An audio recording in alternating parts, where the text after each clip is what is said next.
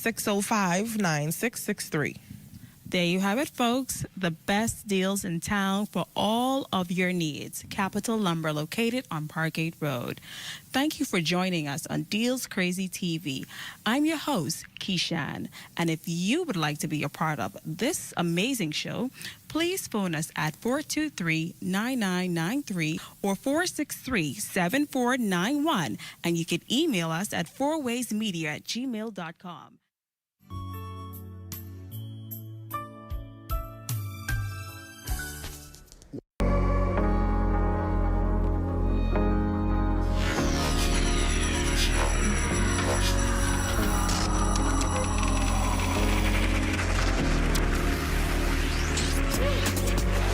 You're watching the ZNS Network, the People's Station.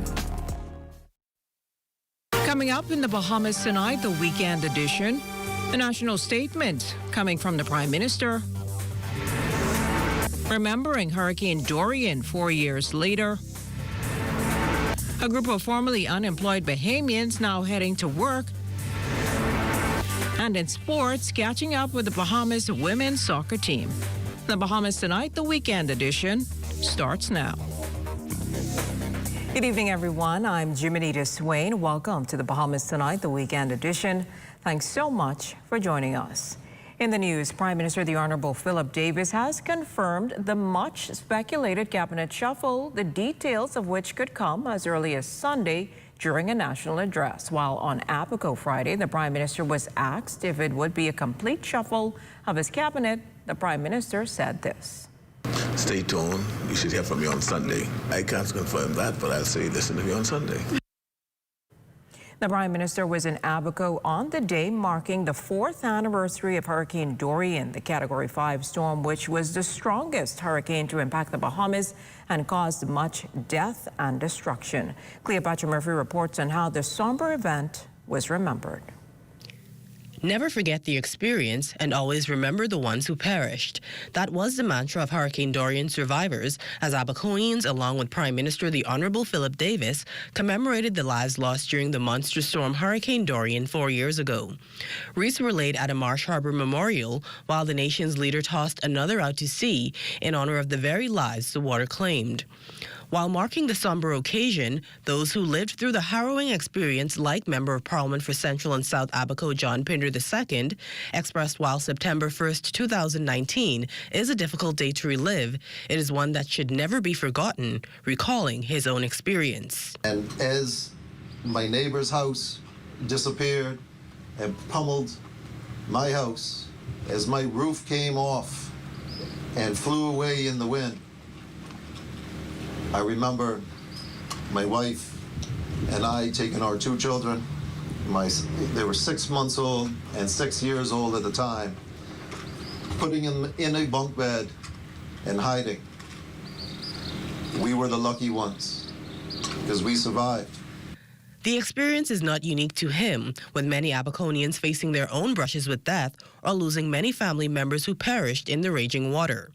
Chief Counselor for Central Abaco, Farron Newbold, was one of them, while Member of Parliament for North Abaco, Kirk Cornish, says survivors are now left to wonder how their lives would be had their loved ones made it. We were feeling helpless and hopeless with nowhere to turn. But among the destruction, God was still doing a good work for those of us who remain.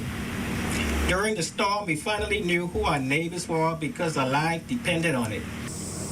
I will continue to remind my government, the Prime Minister and my government, of our losses and the devastation, the pain, the suffering, the uncertainty, the fear, and whatever else we would have taken from the experience of Dorian. The nation's leader joining in on the somber memorial says while lives are forever changed and the reminders of Dorian lingers, the resilience of Abaconians also shines, calling on those who remain to remember those lost, but commit to pushing forward. The 1st of September 2019 is a day that will be forever etched in our hearts. 4 years removed from that terrible day, we still mourn the family, friends and colleagues who are no longer with us. I stand with you in honoring and preserving their legacies. The memory of their bravery, love, and sacrifices will live on through us. The nation's leader admits while progress has been made to restore the island's physical infrastructure, more remains to be done. While Hurricane Dorian's anniversary will always reawaken painful memories for Abaconians, he says rebuilding a stronger Abaco, something he committed to, is the best way to honor the lives of those cut short. For the Bahamas Tonight, I'm Cleopatra Murphy. In just over a week, nearly 300 Bahamians from all backgrounds and work skill sets will take on positions across a wide field of public and private sector jobs.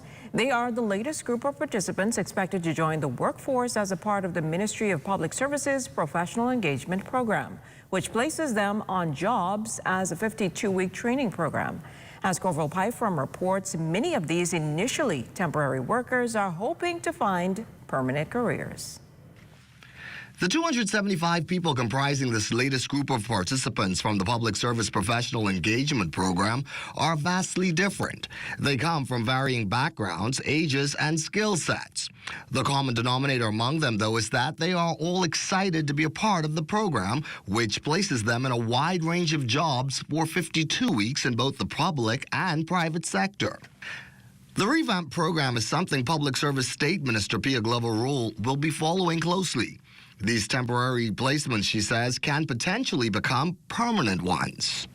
Honestly, it is very exciting. I am excited to come in the government sector, the public sector, because I am ready to bring a shift to customer service. Because sometimes we hear a lot of, the government has enough customer service. So I am ready to change the dynamic of customer service in the government sector. There is 19-year-old Renari Sincere, an aspiring software engineer. Through the program, he says he hopes to inspire other young people.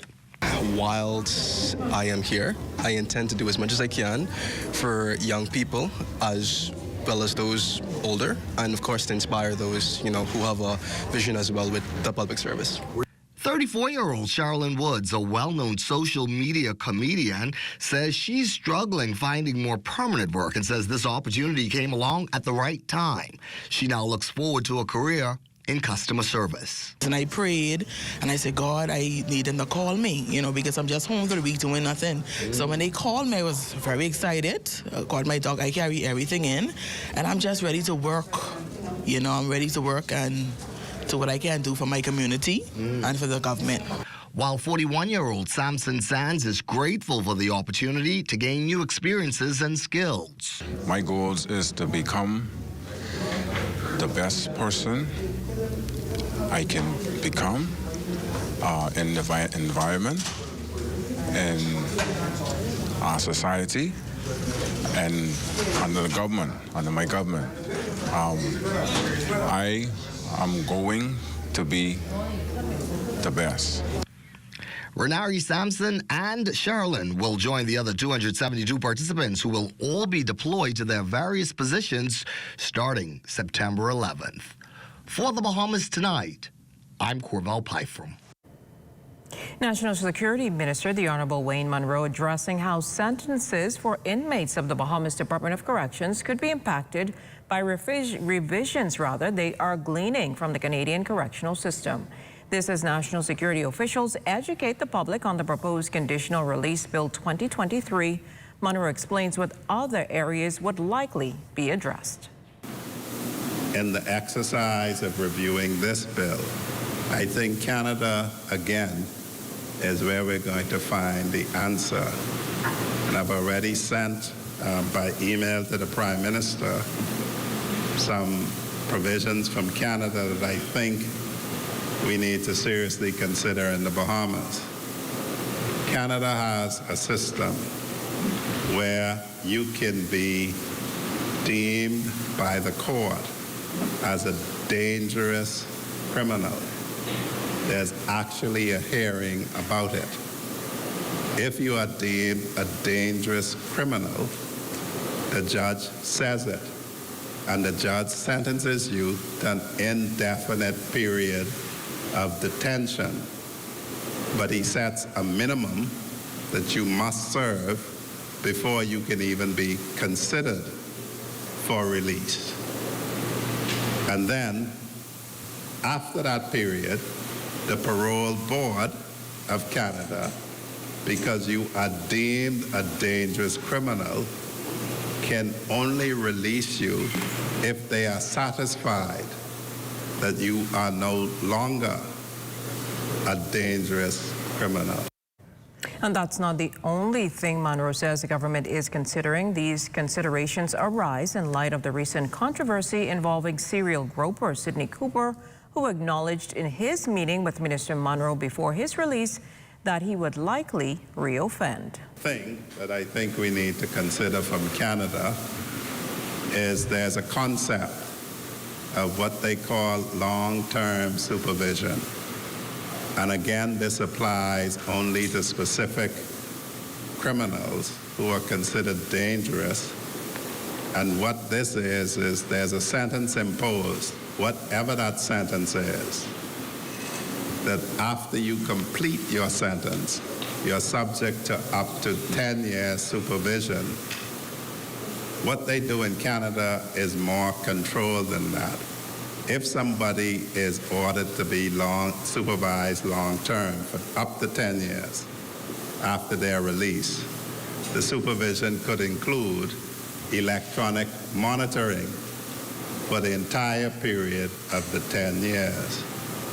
It requires the same thing that probation does. You assign an officer who actually supervises you even though you have finished your sentence.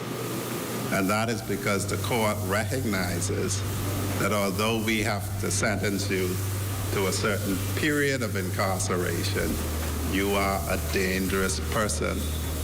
And so we need to keep an eye on you for up to 10 years. There's still more to come. The Bahamas Tonight, the weekend edition, continues in a moment. Stay with us.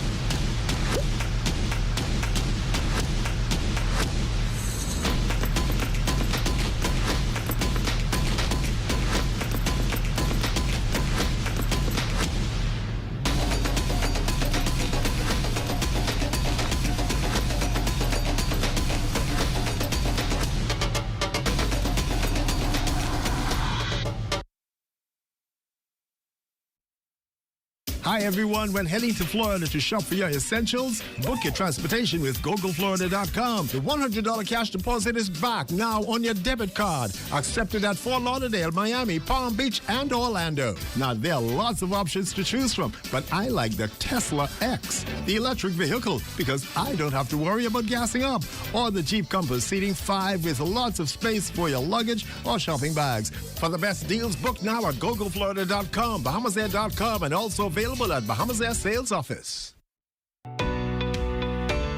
With the help of our authorized financial institutions, or AFIs, using sand dollars is as easy as 1, 2, 3. Step 1. Identify your preferred AFI by browsing their websites or contacting them directly. Step 2. Download the free mobile application from Google Play or the Apple Store and then register for a Sand Dollar account. Step 3. Load money onto your mobile app and begin sending and receiving Sand Dollars or purchasing and selling goods and services. We are pleased to be your Central Bank approved digital wallet providers. It does not matter which of us you choose. You can pay for goods and services wherever Sand Dollar is accepted. We are all in this together. Visit sanddollar.bs for more information. ZNS wants to thank all those who entered the new college freshman giveaway. And out of all the entries, 15 finalists have been chosen. These finalists will be receiving prizes from Comfort Suites, Security Depot, Atlantis Resort, Cafe Channing Noel, and BTC. We want to thank our sponsors for these wonderful prizes. We also want to send all contestants the very best wishes and good luck on a successful freshman year in college. This portion of the news is brought to you by Folk Call Smart Pass, the smart way to pay at the pump.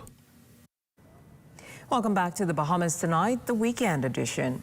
The issue of proper garbage disposal at Prince George Wharf causing concern. Head of the Bay Street Revitalization Unit, Senator Randy Roll, noting in a lengthy release that certain businesses in that area have not been adhering to proper waste management practices, which directly impacts the public's health and safety. He's urging business owners to comply with the Department of Environmental Health Services regulations as stipulated in the Act.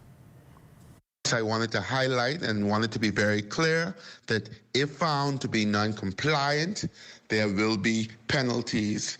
We want our domestic and international guests to all be able to experience clean surroundings. Again, tourism is everybody's business, and we just want to make sure that everyone enjoy what our city center has to offer. Meantime, public waterfront cleanups throughout the capital, as our Lloyd Allen shares in this report. The strategic focus is part and parcel of government's continued effort to enhance the tourism product with the added benefit of environmental preservation. A 14-day advisory issued to owners and operators of derelict vessels in areas of Potter's Key, Arawak Key, and Montague Ramp. The notice coming on the heels of several vessels identified as concerning to the local environment, which according to officials could likely impact surrounding sea life. Additionally, due to the nature of the country's major economic engine, they're also an eyesore to the mainland's waterfront. In total, the port has identified 24 large vessels with additional smaller ones, all contributing to these challenges. Port Senior Commander Bern Wright. These vessels have become unsightly, and as a tourist destination, we cannot have that in such a premier destination. The issuance of the 14 days, it's the standard length of time to have vessels removed. Wright adding that at the end of the period, the intention is to have the debris relocated to a facility where it will be salvaged or properly discarded at an authorized location. As for penalties, if they do not move them on their own, the government will seek to have it recovered at their expense, the funds which would have been expended. A final appeal also being made to those owners who at this point have less than 10 days to comply. To those owners and operators who the notice would affect, we would like for you to have your vessels removed. It makes the whole process a lot easier, and at the end of the day, it makes the city of Nassau more pristine. Even though we would have issued notices in the past, if there are operators or owners who feel that 14 days is a bit of a tight timeline, then they can write into the Port Department and we can discuss an extension to the time. But 14 days is a standard timeline. Now, for persons who have not received a copy of that notification, the port says copies are available at the dockmaster's office, Potter's Key Dock. Now, according to the port controller, Wright, he says that by the end of the 14-day period, they intend to start phase 2 of clearing those areas. Reporting here from the western tip of Arawak Key, for the Bahamas Tonight, I'm Lloyd Allen. Then the first day of school photos making the rounds on social media. A post depicting a classroom full of desks, chairs, and students, but no teacher in front of them. The social media blurb accompanied by a caption claiming there are no teachers present to instruct the students of the Greencastle Primary in South Eleuthera, a claim which Director of Education Dominic Russell is putting to rest. The teacher was in the classroom. She was called out by the principal for some reason, and when she was called out, that picture or video was taken. Now, that school is what we call a multi-grade school, which means that it's quite small, and so it means that some classes are amalgamated. So grade 1 and 2 will have a teacher, grade 3 and 4 will have a teacher, grade 5 and 6 will have a teacher. And so Miss Green, who was the teacher there, she's still there. She's what we call an itinerant teacher. She will remain there until until we get another teacher because we want her to serve in other areas as well. But for now, they have 3 teachers. They also have 2 aides. As schools across the country are looking to improve students' academic performance, C.I. Gibson Senior High School is seeking to enhance the performance of teachers this new academic year. Principal Shabaris Rutherford shared how she plans to get it done. We have an improvement over last year, and this year we're going to set a higher goal, a higher range, higher goals for ourselves as well as our students. We're going to push towards that. We're looking in investing in teacher performances as well as, you know, the minister has already set the platform. She gave each teacher $250 towards their classes, making it an environment that is welcoming. So now it's our turn to make sure that we increase and we improve the development of the teacher learning process at C.I. Gibson. Well, congratulations if you were among the parents, students, administrators, traffic officers, or anyone a bit overwhelmed by what survived the back-to-school frenzy. Tonight, Corporal Pyfrom shares with us some of the more lighter moments of this hectic week. The mad rush to back to school, the headaches from the traffic woes that didn't quite amount to much, the not unexpected school opening delays, the concerning news about the performance of our students on their national exams may have all overshadowed some of the week's more uplifting news. Yes, many were a pack of nerves, like our friend Roisha, who started 10th grade at R.M. Bailey this week. But just listen to behind all those nerves, her goal this year, to make her mom proud. What are you looking forward to most?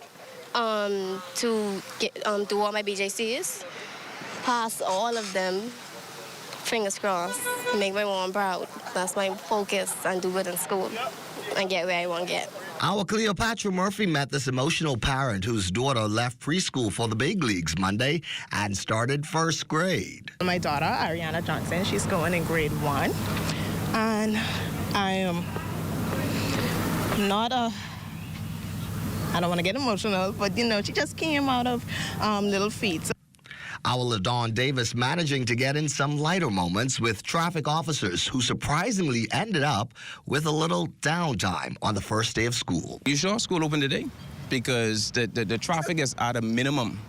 The joy and excitement from Eva Hilton Principal Glendina Mills was hard to miss and infectious. I always do the best I can. I am a champion. And this proud dad, Denari Roll, whose son started 6th grade this week. Last year, we're looking to do well and have an exceptional school year. An amazing performance on school national examinations as QC 12th grader Shirkaden Wells, who bested this year's overall BGCSE results with a remarkable 14 A's and 1 B. I want to be known as a pioneer, somebody who helps. And of course, the pics you all continue to send to us. We've heard a lot of feedback from our viewers, and they love seeing those, and so do we. So keep them coming. So that is week 1. More numbers expected to be added to the fold come Monday with the reopening of the remainder of the schools. But remember, let's all take a deep breath, enjoy the weekend, and know that no matter what, we'll all be just fine. For the Bahamas Tonight, I'm Corbell Pyfrom. Stay with us. A check on sports with our Armajal Knowles is next. In case you missed the news or want to stay ahead, subscribe to our YouTube channel or follow us on Twitter, TikTok, Instagram, or Facebook.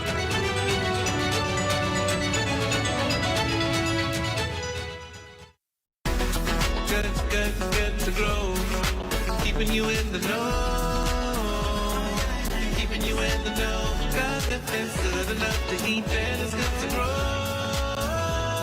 If it's good enough to eat, then it's good to grow. The idea that farming is only a profession for the older generations has truly passed as young people such as Frederica Dames of Camps Bay South Andros do their part to advance the agriculture sector and to help their communities at large. In 2019, I attended BAMSI in North Andros. I pursued a degree in agriculture and business. So upon receiving that degree during the pandemic, and moving back to South Andros, I realized there was a real need for fresh produce in the community, because if the boat didn't come, we didn't have anything. The COVID-19 pandemic fueled Frederica to find ways not only to feed herself, but also her community. She used her knowledge that she obtained at BAMSI to thrive in South Andros, where options for farming are limited. We don't really have much farmland in South Andros, so it was mostly pothole farming, container farming. I grew a watermelon in a box. And now she has a fully operational farm. And after the watermelons, I grew okras using the same method. And after I saw that combination of pothole farming, container farming, I started branching out to a variety of other crops, sweet peppers, tomatoes, beets, carrots, sweet potatoes, everything container grown or in little pockets of soil that I can find here and there. Now Frederica is hoping to walk away as the Youth Farmer of the Year at this year's Agrarian Awards. The prize from this, if I win, that would do wonders for increasing my production, because being a young farmer, the finances, they're not as they should be to get on that scale of farming. So I thought if I'm able to win this, that would really help not only my farm, that would really help the community of South Andros to get them more. My name is Frederica Dames, and I'm hoping to win Youth Female Farmer of the Year. For Good to Grow, I'm Georgia Bain. Vibrant heart of the Bahamas, a common loftier goal unites us all. A place where love and unity thrive, where world-class technology is accessible and affordable, connecting every generation. We believe in our heritage and the boundless potential that lies within us. We believe in Bahamians.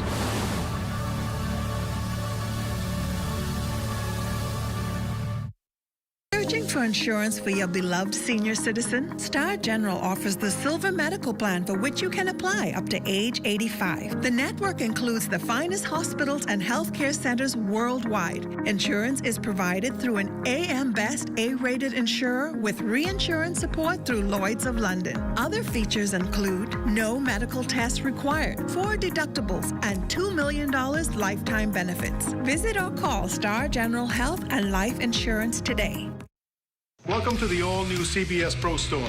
We'll be introducing various products such as plywood, sheetrock, metal stud, and a whole array of bulk construction products. So you can expect the same high level of service that you have been receiving at CBS Bahamas. We originally opened the store in 1980 as our retail location. Hearing from our customers that they wanted us to cater more to contractors, we decided to open the CBS Pro Store here at Robinson Road. So come by and visit us at CBS Pro Store on Robinson Road, where we can help you build beautiful.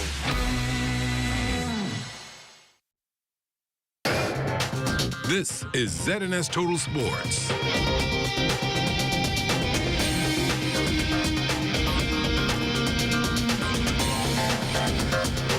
Welcome to sports, everyone. I'm Amajal Knowles, Bahamas Women's national soccer team preparing for international competition. For the first time in a long time, we recently popped over to one of the practices to get a look at how things are going.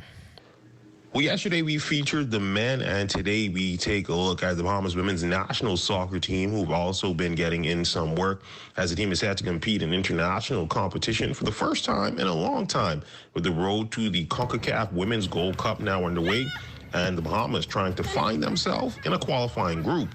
Head coach Rakia Bain. For the first time in women's, we have Road to Women's Gold Cup, so it's of the same format as the Men's Nation League. So we're not qualifying at this point. We're not in a group that moves on, but we look to continue to build and win our games so we can come up to a higher pool, and then we move into a qualifying group. Bain says while the team still awaits several collegiate athletes, practices have been picking up. Practices have been good. We've been out here Monday to Thursday, training hard. A few weeks before summer was open, we had more college kids out. We did some morning sessions, so it's been dynamic, to say the least, because it's females, women, we just coming back to playing nationally, so it's been dynamic. And this veteran player is just happy to be back on the pitch with the possibility of representing the country on a global stage. Man, I've been waiting my whole life for this. So last women's national, girls national team I've been on was U17s. I'm 29 now, so we haven't had a chance to play internationally as Bahamian women in forever. So it's a great opportunity. Again, the Bombs is set to take on Grenada here at home on September 20th. Well, she's using her story to spread more awareness about an issue affecting thousands of Bahamians. Brittany Conliffe, a primary educator here in the capital, who is currently in need of a kidney transplant, hosting a morning of fun and fitness over at Goodman's Bay under the moniker of Work Out for Bree. Residents could work up a sweat, all for a good cause. So today we had a fitness workout. We gave out free glucose and blood pressure testing. And we had a good time. We had some aerobics going on, and then we had a yoga session to cool down. So that was it. It was short and sweet, but it was really good. And Conliffe was pleased with the support. Well, I had a great turnout. I was so surprised at the amount of support that I've been receiving. You know, it's so easy for people to tell you they support you, but to actually see it come to life, I'm so overwhelmed. I'm trying not to cry, but I'm very grateful for the turnout, and I think it was a success. In baseball news, the Miami Marlins defeated the Washington Nationals 8-5 on Friday night. With the win, Miami moved over 500 with its second straight win over the Nationals. The Marlins entered the game 3 games back of San Francisco in the race for the National League's third and final wildcard spot. Bahamian Jazz Chisholm Jr. finished 2 for 5 with 2 RBIs. Chisholm finished August in fine fashion to boost his numbers in what was otherwise a quiet month, where he batted .247 with 5 homers, 3 RBIs, 13 runs, 2 stolen bases, over 25 contests. That's one look at your sports on this Saturday. We'll check on weather when we return. This is ZNS Total Sports.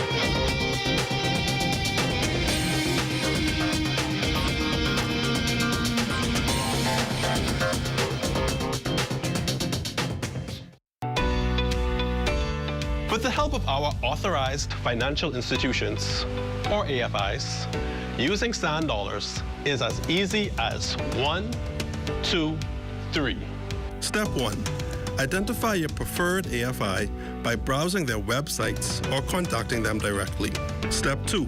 Download the free mobile application from Google Play or the Apple Store and then register for a sand dollar account. Step 3.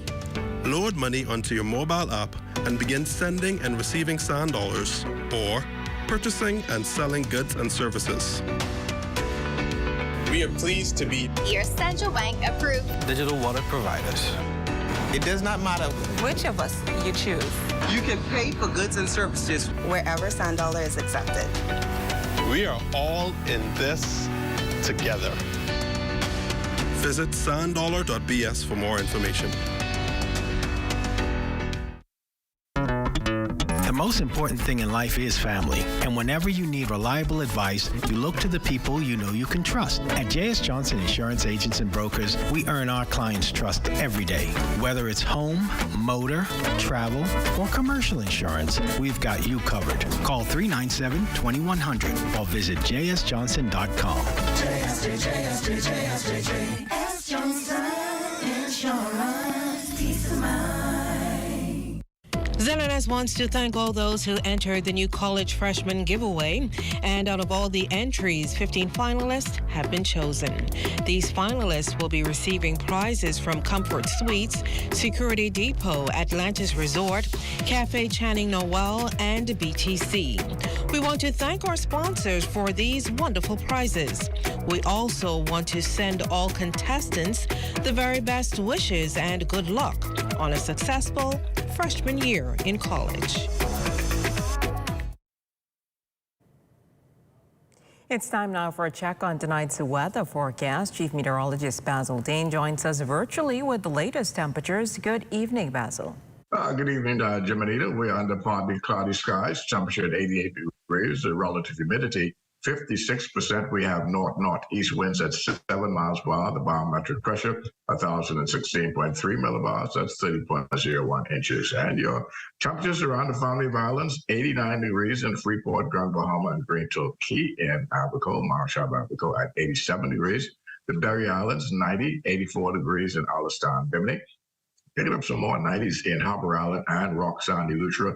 Alliston, Cat Island, 89, 90 degrees in Black Point and Gilma, Camp Space on Andros, and Fresh Creek in Central Andros.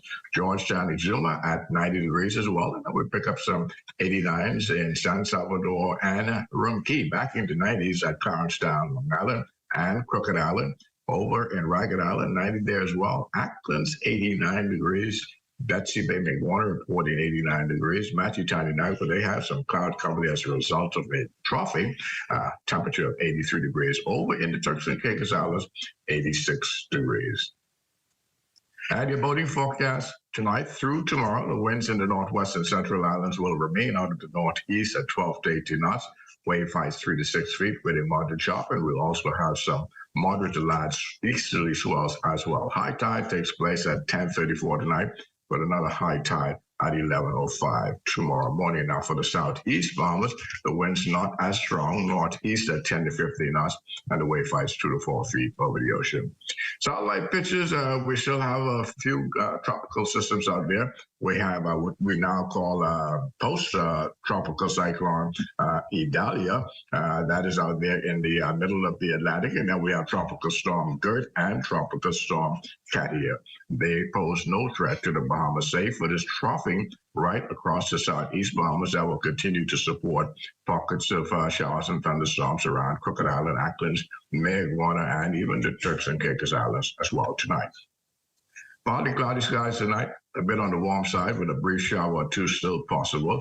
Low temperature tonight, 81 degrees. And tomorrow we're looking at breezy in the morning, partly sunny with a couple of showers lurking around. High temperature, 87 degrees, and your extended weather forecast, say for 1 or 2 of those showers tomorrow. Things are going to improve quite nicely as we head into the early part of next week. Monday and Tuesday looking pretty nice. We're going to bring back some showers on Wednesday, and then things dry out thereafter heading into the weekend. Jiminita. Thanks, Basil. Before we go, I wish to send happy birthday greetings to 2 of our colleagues here at the Broadcasting Corporation celebrating today. Graphic artist Tawan DeVoe and Ashley Taylor, our producer. We hope you enjoyed your very special day. And that will end the Bahamas Tonight, the weekend edition. We thank you for continuing to make ZNS your #1 news and information network, as only the sun covers the Bahamas better than ZNS. On behalf of the entire team, thanks for watching and good night.